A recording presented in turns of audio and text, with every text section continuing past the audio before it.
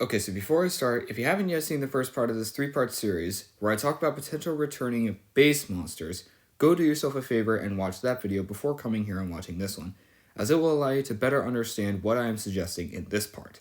And make sure you've seen this part before I upload the third and final part in the future. Okay, are we good? Yes? Good. Hello, fellow hunters. In my last video, I talked about monsters in the Monster Hunter franchise that I predicted and or suggested come back in an expansion or future update for Monster Hunter Rise. In this video, I'll be focusing more on subspecies and other variants rather than base monsters. For this video, I will once again be going from generation to generation in chronological order, but this time I'll be taking into consideration the already existing roster for Rise, as well as the monsters that I talked about previously, so this video will be a bit longer than last time. I make sure to do my research as I don't own any games prior to Generations Ultimate, so forgive me if I make any mistakes. Anyway, with all that said, let's get going. For the purpose of this, I actually decided to group the first two generations together since there is so much in the last three, but not a lot to talk about in the first two. So let's get going by talking about monsters already in the roster first, then the returning ones. For the first generation existing monsters, we have 3 with a possible returning subspecies: Rathalos, Rathian, and Diablos. Now that's kind of familiar. Anyway, of course hearing this, you can expect Azure and Silver Rathalos, Pink and Gold Rathian, and Black and Bloodbath Diablos. Azure and Pink are pretty much guaranteed to come back given that they're some of, if not the most famous subspecies in the whole series. Bloodbath Diablos isn't very likely after Apex Diablos, who is relatively similar, but there are some differences. And for the monsters that I've talked about previously, I'm leaning towards seeing Blue Yan Kutku. And as for the second generation, the existing monsters with good variations include Rajang, Tigrex, and Nargacuga. Of course, these returning variations would be Furious Rajang, Brute and Molten Tigrex, and Silverwind Nargacuga. And as for the 2 that I talked about last time, well, Boldrum has no subspecies, so the only other one is Yangaruga. And despite my dislike for Scarred Yangaruga, I'm willing to give him one more chance. Capcom, do not cut corners this time. Now for Generation 3. This is when Monster Hunter really branched out, and a lot of what was introduced here really stuck with the series quite a bit, and Rise was able to rekindle a lot of what World and Iceborne left dry. So to list the returning monsters that I'll talk about now, we have Barroth, Royal Ludroth, and Zinogre. Jade Barroth is an excellent choice, but Purple Ludroth is a little doubtful. And as for Zinogre, judging by the fact that Zinogre is the definition of no self-control shown by its creators, the only hope to save it would be Stygian Zinogre. Stygian Zinogre is, yes, even harder than base Zinogre, but not in a way that feels unfair, strangely. This may be due to the fact that it's an appropriately late-game fight, as opposed to being the harshest possible difficulty spike. Now for the returning monsters, those being Lagiacrus, Acnactor, Durambros, Deviljho, and Brachydios.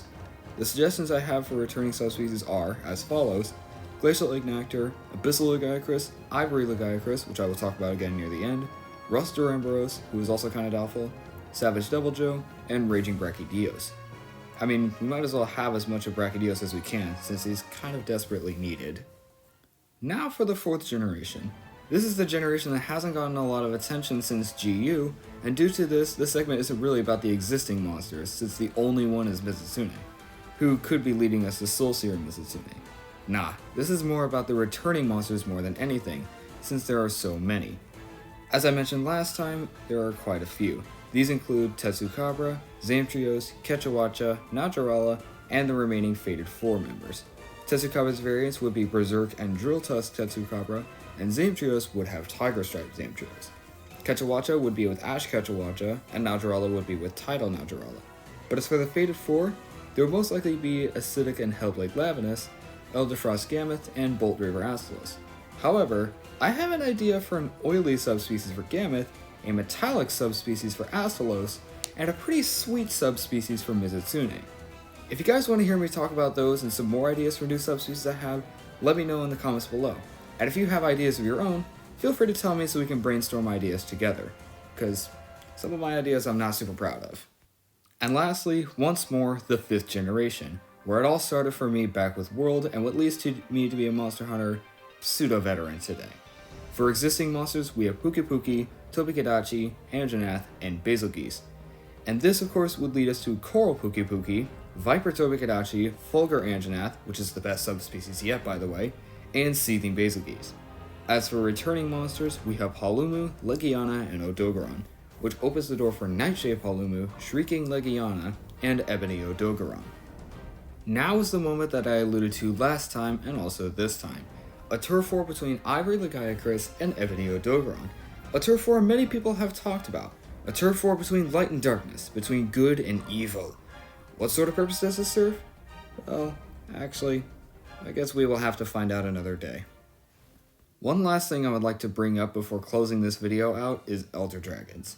I haven't yet talked about them yet, and this is my last chance to do so, as next time will be very different from this and last times.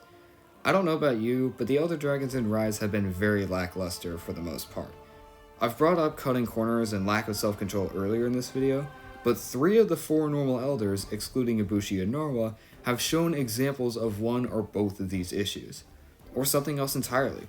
Chameleos may go down as arguably the most annoying fight in all of Rise. Kushala seems to be revolving around 2 sides of a paper coin, which means that he'll be a super rough fight in some cases, but a complete joke in others. And Teostra is a very one-sided fight, specifically the rough side of the coin. It's incredibly difficult to damage him without being hurt yourself, which is a huge problem when not even shields can help out. But luckily there is a diamond in the rough. Crimson Glow Asterox is arguably the best Elder Dragon in all of Rise, and in my opinion, the best monster in the entire series. He was done right, even after all the 3 prior other Elder Dragons were done wrong. And that makes me hopeful for returning Elders. Elders such as Nergigante, Valhazak, Velkhana, Namiel, and Shagaru Magala. Whatever you did with CGV, Capcom, do that with these guys if they come back. And that is everything for this part of this trio of videos, with only one more video to go before I am finally able to clear my schedule and work out a better schedule in the future. Next time I will be taking my discussions from this video and the last video and using that to talk about the Rampage. So if you're excited to see me discuss that, please hit subscribe so you won't miss that when it comes out. If you enjoyed, please leave a like, and if you have any questions for me, no, I'm not answering any questions about personal information, or any ideas for new subspecies for Rise, be sure to let me know nicely in the comments below. Sadly, I don't have any special footage at the end, since my capture software wasn't really working this time, so I'm working to upgrade that and also a couple other things on my channel.